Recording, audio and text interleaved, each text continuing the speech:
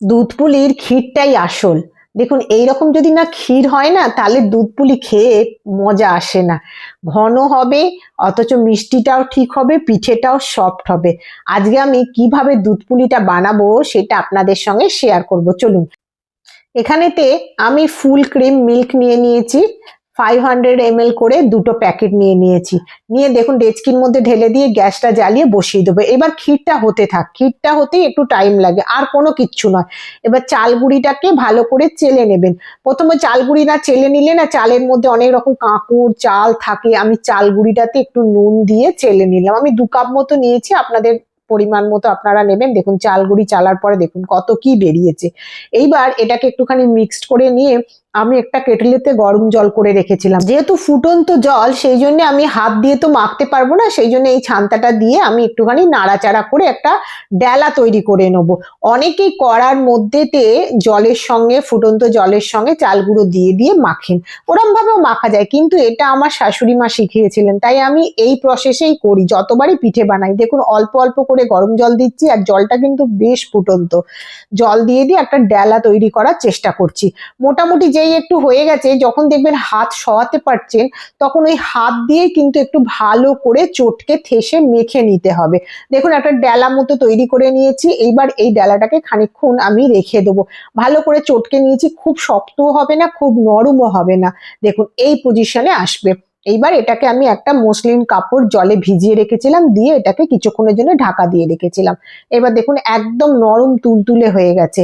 এটা হাতে করে আরো একটু চটকে নিয়ে আমি একটা বাটিতে জল নিয়েছি, জল হাত করব বলে, আর নাড়ু তো রয়েইছে, দেখিয়ে নিলাম।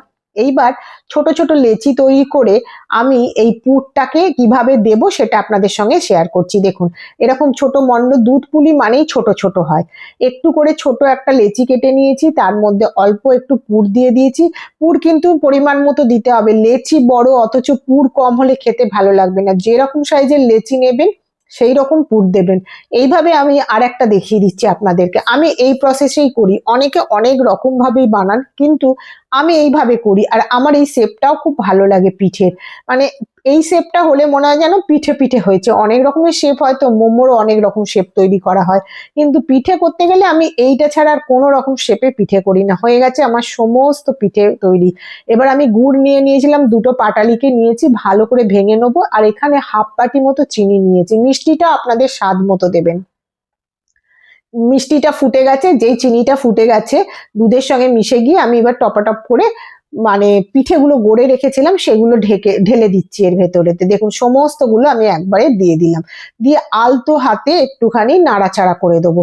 পিঠেটা যতক্ষণ না সেদ্ধ হচ্ছে, দেখবেন মিনিট 5-এর মধ্যেই পিঠেটা সেদ্ধ হয়ে ওপরের দিকে উঠে ভেসে উঠছে, তার মানেই জানবেন সেদ্ধ হয়ে গেছে। দেখুন আমি আরেকটু হাতা দিয়ে নাড়িয়ে দিলাম, বেশি কিন্তু নাড়াচাড়া করা যাবে না, তাহলেই নষ্ট হয়ে যাবে। এইবার আমি বাটিতে গুড় কেটে রেখেছিলাম সেইগুলোতে আমি এর মধ্যে দিয়ে খুব আলতো হাতে এটাকে এবার মিশিয়ে দিচ্ছি। এটা ফুটতে থাকবে, দুটো একটা পিঠে ভেঙে যাবে, কিন্তু সেটাতেও একটা আলাদা টেস্ট আসে, জানেন তো। ওই নারকোলের ছাইটা বেরিয়ে আসে আর খুব সুন্দর খেতে লাগে। দেখুন এইবার আমি সার্ভ করে দিচ্ছি।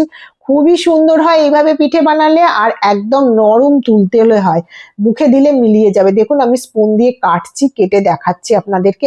একভাবে কাটা হয়ে গেছে, অসাধারণ খেতে হয়। এইভাবে একবার বানিয়ে দেখবেন আপনারা।